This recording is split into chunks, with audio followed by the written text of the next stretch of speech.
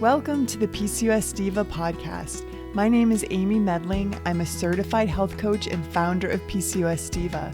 My mission is to help women with PCOS find the tools and knowledge they need to take control of their PCOS so they can regain their fertility, femininity, health, and happiness.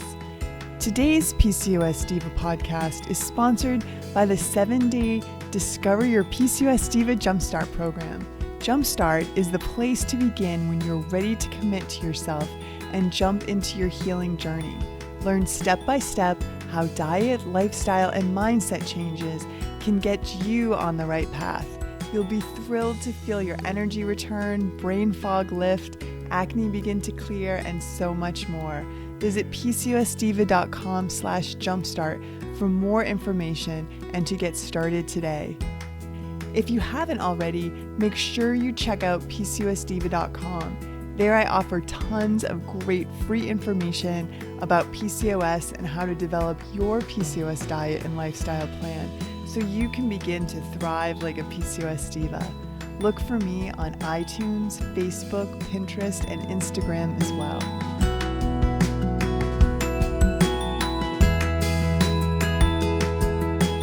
I am so thrilled to have Dr. Meaghan Kirschling back on the PCOS Diva podcast.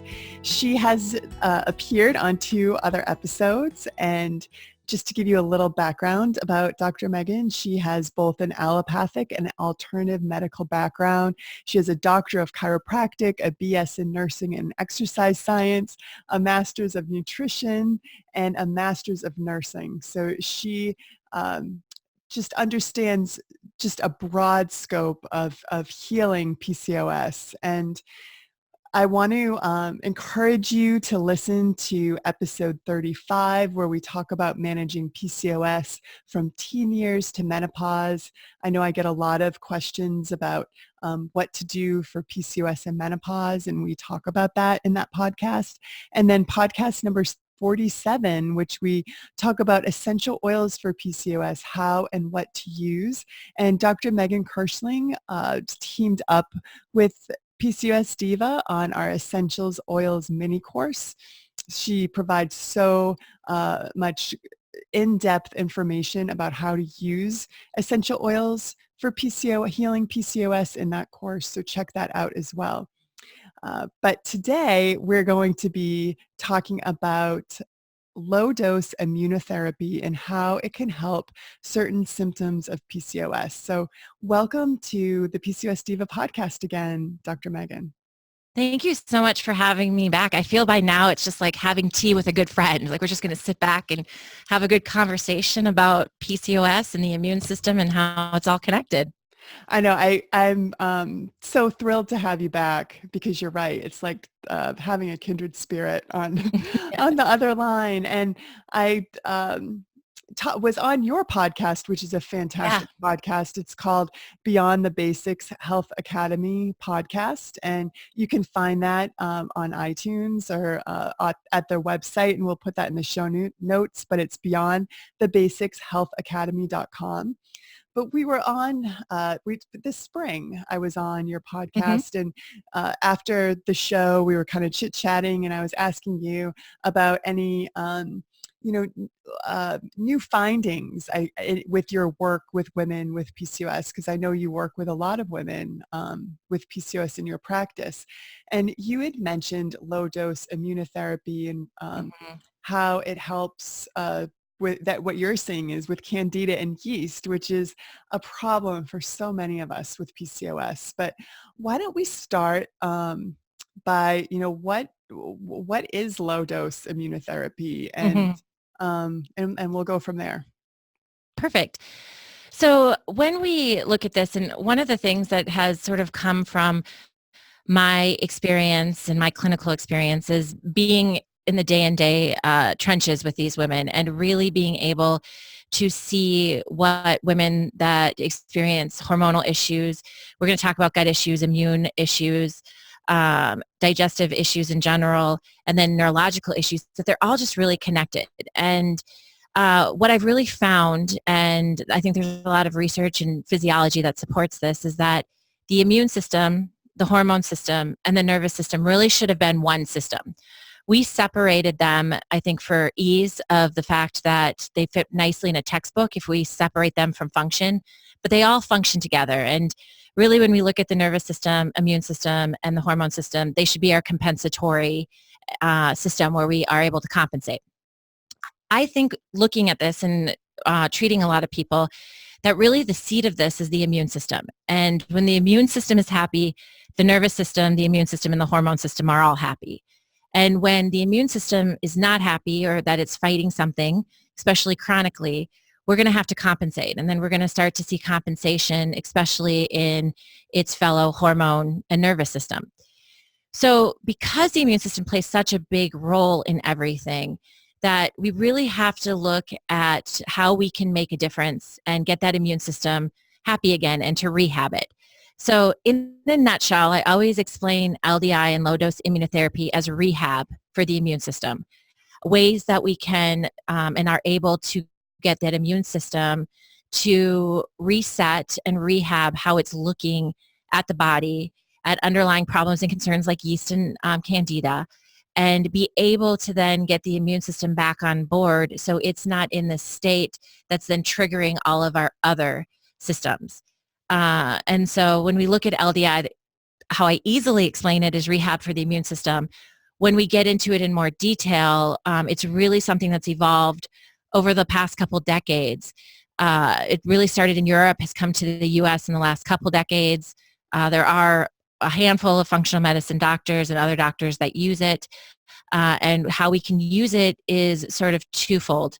We can use it to either sort of desensitize the body to allergies, like we do when we talk about sublingual immunotherapy, or we can use it, and this is where we really can use it in candida and yeast, is we can use it to get the body and the immune system to look at these pathogens and at these antigens again so that it's not attacking that antigen in the body so much. So it's really cool way to get the immune system to realize to not be under attack for these things that it shouldn't be attacking all the time. Mm. So, so when you were talking about like allergens, I'm thinking like histamine. Mm-hmm. That's something that's kind of new in the kind of functional health world, is that there's a lot of women that actually have histamine intolerance. I just was wondering if this is kind of connected with those that are struggling with histamine issues. Yes, and that's a great question, because when we really look and even take a step back, maybe even from just PCOS and just even look at problems in general, a lot of people are in this immune sort of chaos. Mm-hmm. And it shows up in a lot of different ways, and it shows up differently in each person. And it really does depend on a lot of different things. Are you actively being exposed? At what level are you being exposed? What is your response, which can be due to other factors and other things layered, or due to genetics, and maybe you're an overhistamine producer, or you don't produce enough of something called DAO, which is going to degrade the histamine.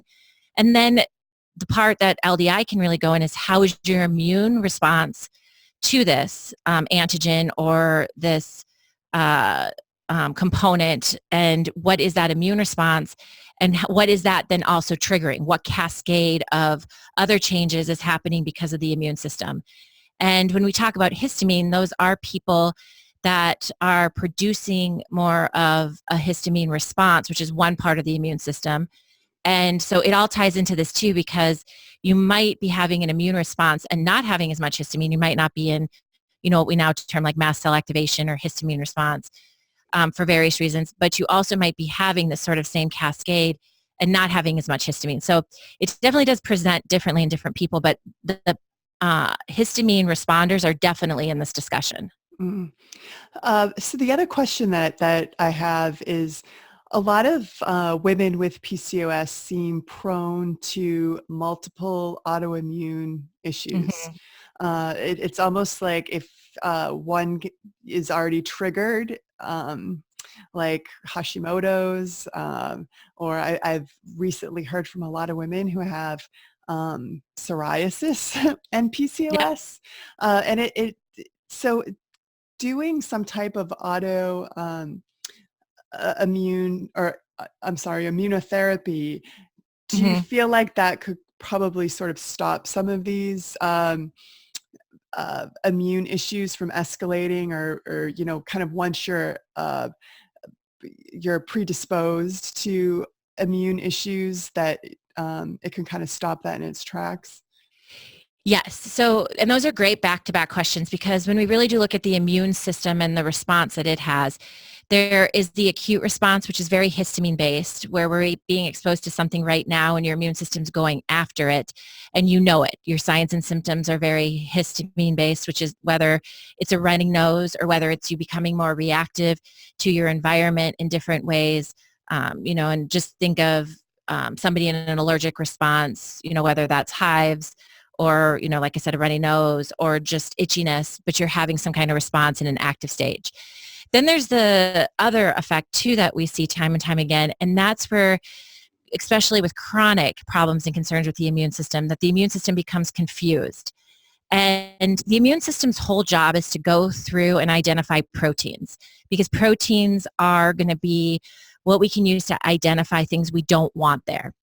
And so it can identify proteins in foods that our body is responding to. It can identify proteins in infections, viruses, bacteria, parasites, yeast, that it says, okay, this is not what's supposed to be there.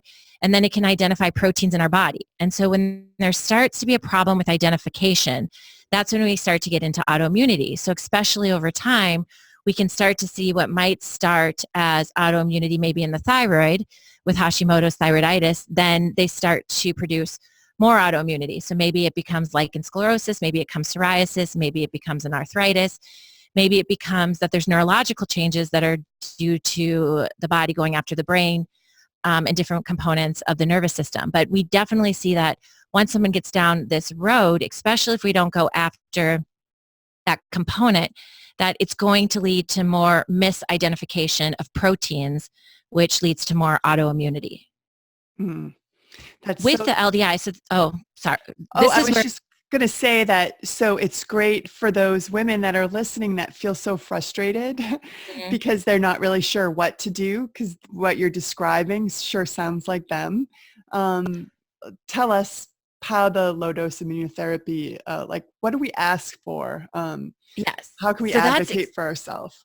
so that's exactly how I got exposed to LDI and got exposed to it as a tool for my patients, is because I am really into long-term results.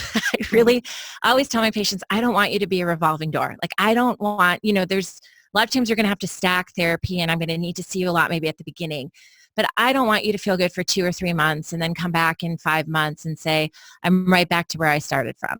And I see this time and time again. I mean, this is a very, very common situation. And so one of the things that I started to realize a long time ago is that in order to get people long-term results, we really need to have to focus a little bit more on rehab. And for some reason, we do this so well in the musculoskeletal world. So maybe it's my chiropractic background where, if you sprain your ankle, we say, okay, we got to heal your ankle. But then after that ankle gets to a point where it's less inflamed and healing, we've got to rehab it and reconnect you to the gut, to the brain, and say, okay, we don't want you to be clumsy. We don't want you to always feel like you're going to roll your ankle. We've got to rehab you.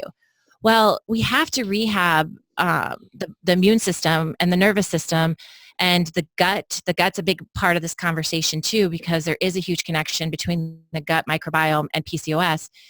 And so we have to also do that rehab part to get you out of those patterns, because especially if you've been in this pattern for 20, 30 years, if we don't rehab your immune system and how your immune system's identifying certain things in your body, then what happens is you can go on the right diet, you can go on the right supplements, you can do all of those things and you can feel good, but you almost feel like you can never sort of get off that merry-go-round. Mm-hmm. And so when we look at this and we look at low-dose immunotherapy, what we can do is we can rehab the major part of the immune system, which is called T regulatory lymphocytes, to identify these situations like candida and yeast, to then say to the immune system, I'm going to give you a low dose of it, and I'm going to allow you to look at that differently. And so it's almost like a homeopathic dose. There's different Mm-hmm. amounts and doses. But what it then does is it allows your immune system to say, okay, I'm going to have a response to this and realize that I should not allow your body to cohabitate with it, because that's the thing that we find all the time, is that a lot of these things and candida and yeast is a great conversation for this, because women, with candida and yeast issues, they can treat it, but they always feel like it's just going to come back. And right, it's just sort of hanging out at the surface. Yep. If they change their diet or detergent, or it comes back with a vengeance. Yeah. Exactly. And it makes a lot of sense, because yeast loves reproductive organs. It loves estrogen, and it loves the hormones, because of the fact, and that's why we see so many women who have yeast problems. But what happens is that I always tell people, a lot of the things that we treat with LDI, whether it's yeast or mold, parasites, can even do flu, Lyme disease, those kind of things. But yeast especially, I always call it like the crazy uncle. And what I mean by that is, it's not something that comes in and just completely causes destructive damage where you say, something just hit me. It's not like, going to Mexico and getting Giardia and coming back and that you just have a major infection. But I call it the crazy uncle because it moves in and it just makes things not right. But then over time, you start to think that as that crazy uncle invites more and more people over and starts to sort of overtake your house, that you think that it's just supposed to be there. Like it almost fools you in this is just normal. And so that changes your whole, when your crazy uncle moves in and then invites all your crazy, aunt and uncle and other uncles and other cousins and things like that, that you start to feel like that's the normal. That's the new normal. And your immune system does the same thing when it's been exposed to something for a long period of time, is that it starts to think that it's the new normal. And so what we need to do is get after the problem and sort of, write that eviction notice to get the people out that we don't want there. But then we also have to change the security system that goes around and looks to make sure that we get this back to what we want it to be. And that security system is the immune system. And so then we can retrain and use the LDI and low-dose immunotherapy to get the body to start to realize that this isn't the norm and this isn't what we should allow. So that, you're not one weekend away or, especially like 1 weekend away or a couple food choices away from it all coming back. So you mentioned that it's similar to homeopathy. And for those that don't understand homeopathy or haven't really heard the term, can you just just elaborate on that? So homeopathy, and that's why too, LDI did it did stem from the United Kingdom and Europe. But when we talk about homeopathic remedies, what we're talking about is more, they have sort of a philosophy that to treat things differently than we do. Like we, give a drug that's going to shut down a pathway, or we give a drug that's going to upregulate a pathway. And so that we can get that pathway to either be dampened or overproduced so that we can have the effects we want. Homeopathic is to give the body, by doing a pretty good assessment, but finding then something that's a little bit more gentle just to stimulate the body to do what we want it to do. And so LDI, we actually make different strengths of the different antigens or the different things that we're trying to get the body to respond to. And then over time, what we can do is sort of increase those strengths to be able to get the immune system to be retrained to not allow these different pathogens to be there. So it's sort of reintroducing it at a very small level so that the immune system looks at it a little bit differently and says, okay, I'm going to upregulate and change my response so that I don't allow this pathogen to really take over. So whenever I've used homeopathy, it's always kind of delivered in like little pellets that you just put sublingual under your tongue. So how is the immunotherapy delivered? So the immunotherapy is also delivered under the tongue. So it's sublingual. And what we do is actually we do it in office, but we can also mail it to people. What you want to do too is you take a dose. So it's a one-time dose that you take underneath the tongue and just hold it for about 10-15 seconds. But you hold it for about 10-15 seconds underneath your tongue, and then it gets absorbed into the mucous membrane, and then your immune system will respond to it. And if we do see any kind of response, sometimes what will happen, especially when we're treating yeast or candida, is the woman might get a yeast infection. We might notice more menstrual cramping or things like that, because you're actually upregulating and getting that immune system to respond. And so you do actually want to see an increase in symptoms. They're usually pretty tolerable when done right, but you do want to see an increase in symptoms because you are trying to retrain that immune system. You do, though, have to repeat it. So it depends on the severity and the chronicity and how long somebody's had it for how often you need to repeat it. But you do need to repeat it about every 2 months in order to sort of teach those new generations of white blood cells, those T regulatory lymphocytes, how to respond. So, a lot of times after 4 or 5 treatments, sometimes people do need more, but I'd say about 4 or 5 treatments, that then people will find that they're not just, like I said, one weekend and one, meal away from feeling like the yeast and candida came back. So that is really hopeful for a lot of women that are struggling and have struggled for years. What other symptoms of PCOS or women's health issues that do you think are a possibility for this type of therapy? So there is a lot. So I should say too, take a little step back and say there are 2 different pillars with this. Is that there is something called LDA, which is low-dose allergen, which you can also then desensitize and do all like the foods and inhalants, because a lot of individuals that are in this, they become more reactive to foods and they become more reactive to inhalants and chemicals and things like that.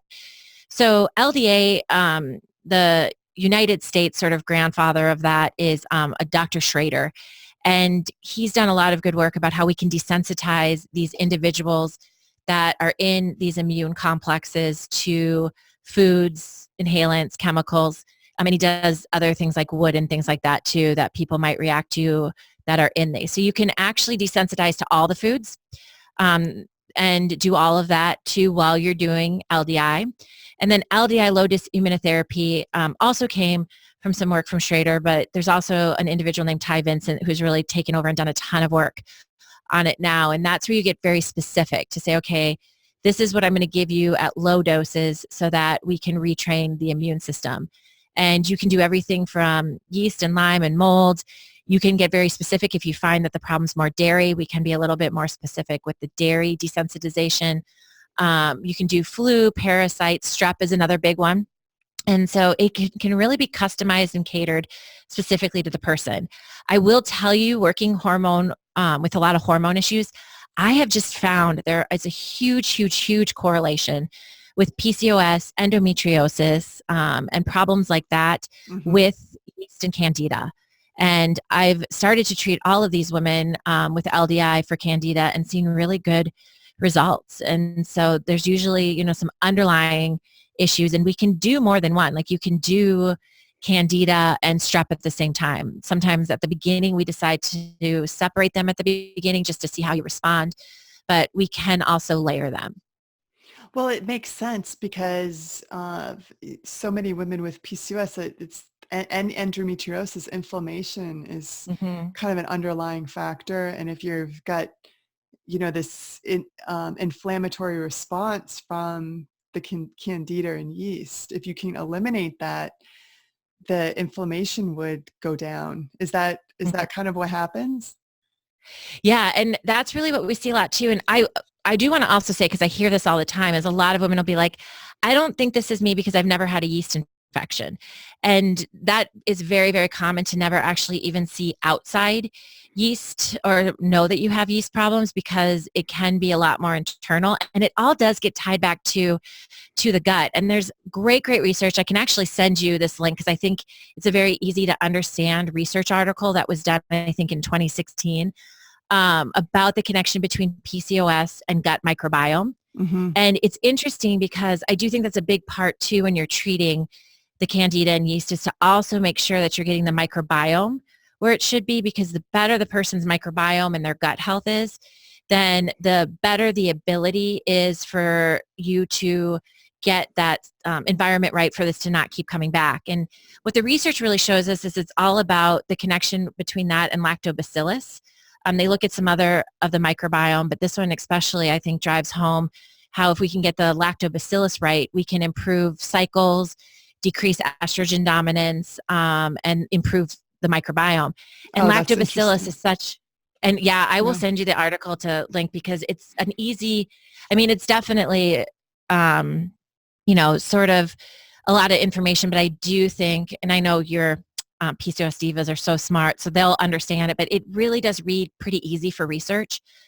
But, when we look at lactobacillus, the other place we see a ton of lactobacillus is the reproductive system, not only the vaginal canal, but also, the uterus, ovaries. And so what we find, in the gut is not separate from what we find in the reproductive organs. And this article specifically really dives into that research of PCOS and the microbiome. And that then goes back into the immune system and how important it is then, because that microbiome is part of the immune system.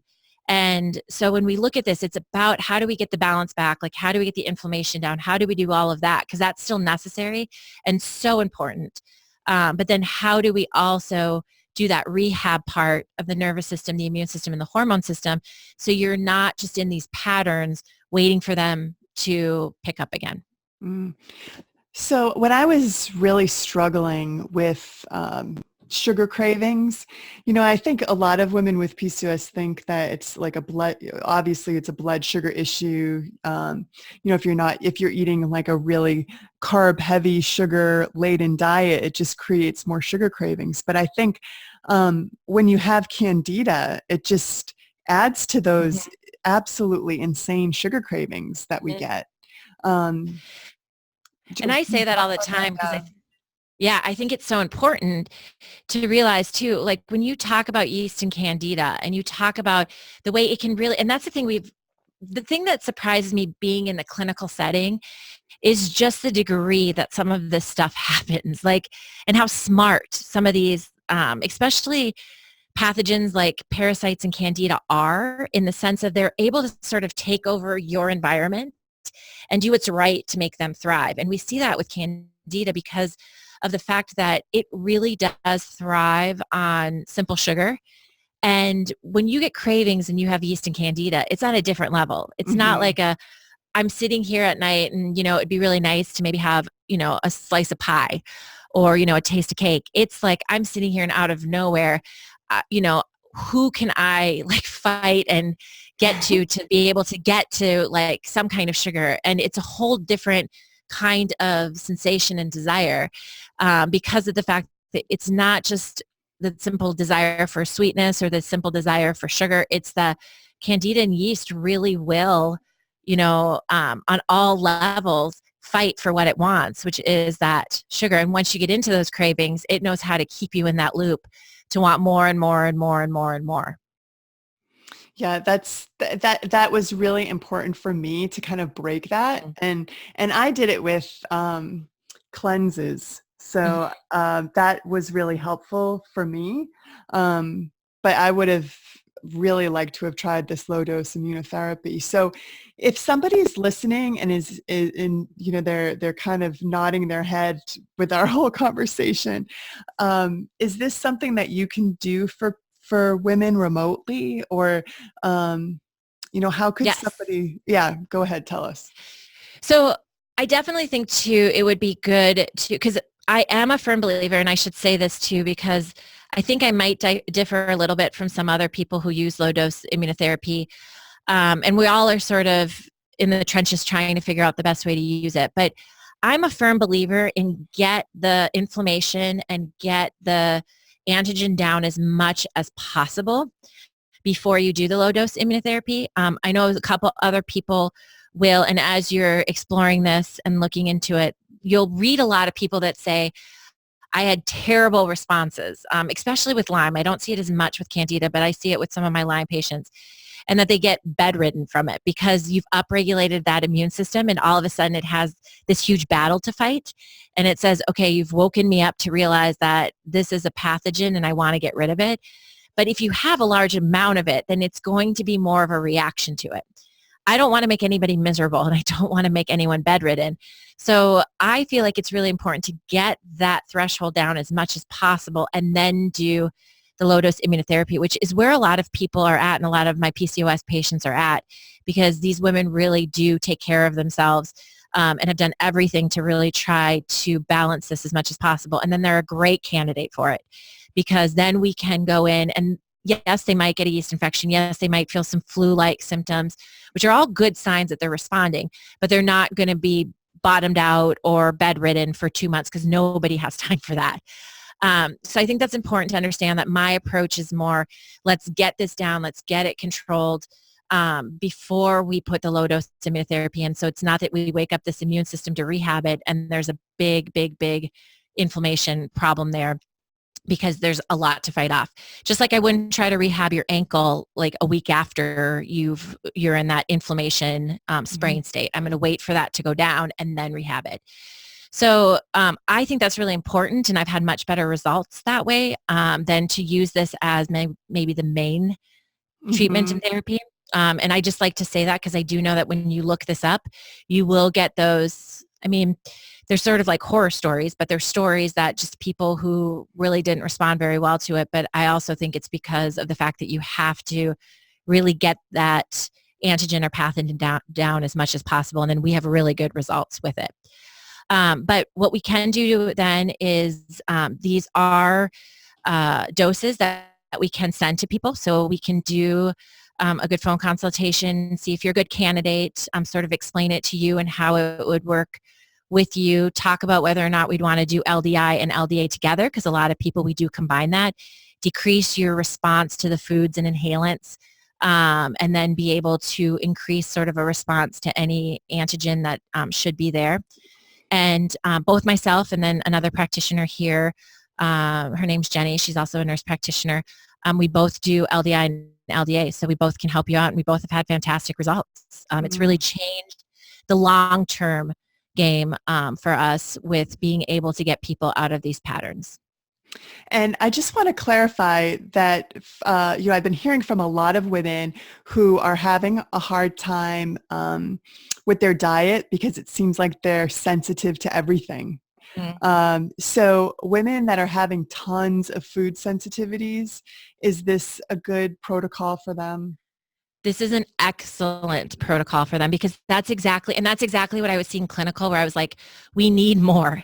Like, we need more to be able to get these people that are working so hard for their health and sanity to be able to, and like you've heard all the time too, Amy, is these individuals, whatever they're dealing with, they're not looking to be able to eat McDonald's 3 times a day. They're not looking to, be able to, have a diet of all ice cream. They're just looking to have some kind of normalcy and some kind of sanity, and not feel like they're being followed by this dark cloud that could at any time rain on. And honestly, it's like the natural foods that they're sensitive to. They're trying their best to eat a good, healthy diet, but it seems like a lot of like fruits and vegetables they're having a hard time with, and they're sensitive to. So then that just adds to the frustration, because they're trying to do what they want, they're supposed to do to reduce inflammation, but it's just creating more inflammation, which is really a tough place to be. Clinically, these are the people that come in and, do food sensitivity one year, and we find weird things like blueberries and broccoli and, foods like that. And they're like, yeah, that makes sense. I've been eating a lot of it. I'll take it out. And then they come back the next year and we do food sensitivity. And now, it's fish and, carrots or something like that. And it's like, okay, the food allergies and food sensitivities at that time then are almost a sign and symptom that there's an immune response. And that's where, if we can go after the immune system, it's not that then you're going to start to respond to whatever food you're eating. It's going to be that we can actually go and get your immune system to be re-educated, to not be at this state of heightened alert. And so that's where we can really see a huge difference. And like I said, we can do the LDA, which is desensitization of food, and sort of get then that you're not being so reactive to foods and inhalants, as we then also go after and do the immunotherapy of what is sort of triggering that immune system to be at a heightened state, and go after different proteins. The other thing you had mentioned, working with lots of women with PCOS, is that something that you can do remotely as well? Yep. So we can definitely help, and, sort of the approach to PCOS and hormone issues is to look at the nervous system, hormone system, and immune system, and how we can get people out of these patterns.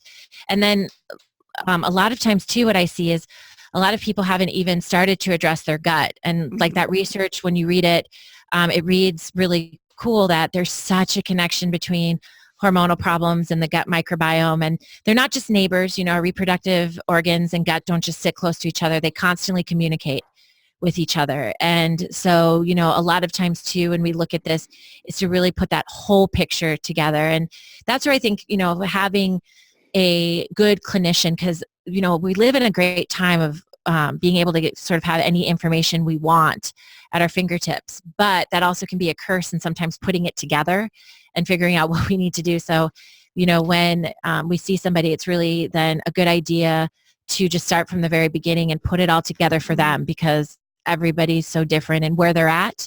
And so I think we're really good too at meeting you where you're at. We're not going to start you from square one if you're already halfway through the marathon or near the finish line, but then also to put together some of the other components of it that all go along with hormone issues, insulin issues, the things that we see with PCOS.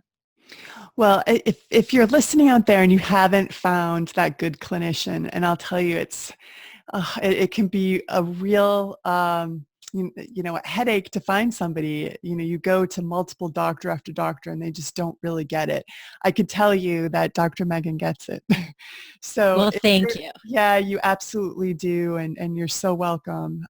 So if somebody would like to work with you, where do they go to kind of get things started?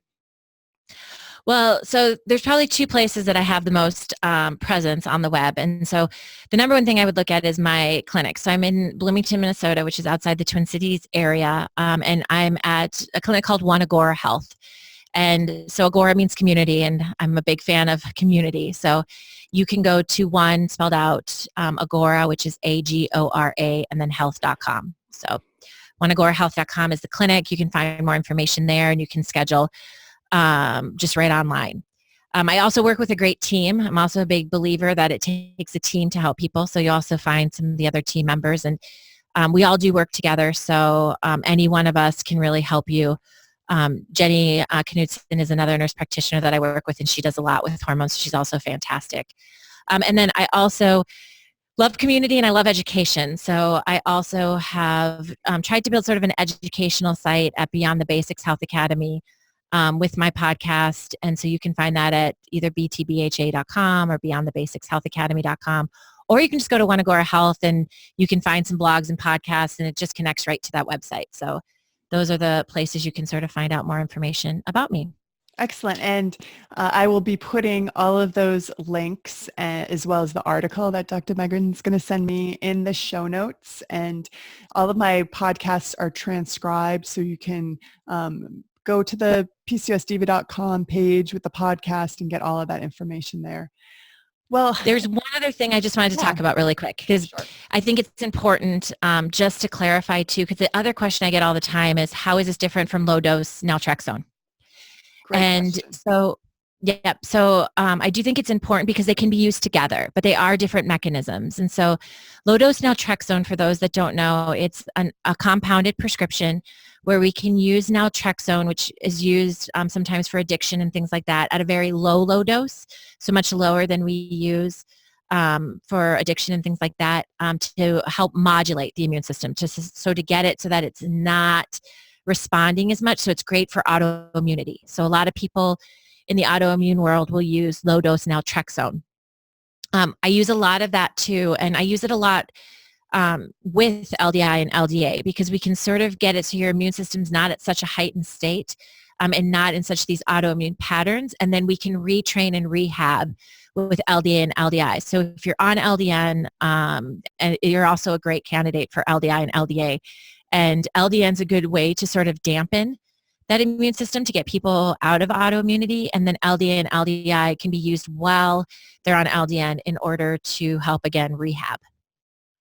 Excellent. And I do have an article about LDN. We'll link that to that as well in the show notes. Love the education. Yeah. Well, that's really what PCOS Diva is about, is giving evidence-based information to women with PCOS so that they can advocate for themselves and really regain that sense of power that we often feel like we've lost over our bodies. But we have so much power, and there's so much that you can do to feel better. And I'm just so grateful that you came onto the podcast to shed some light on another modality that we can use to feel better. Well, excited and always happy to sit down and talk to you. Well, thank you for everyone listening, and I look forward to being with you again soon. Bye-bye. Well, that wraps up our podcast today.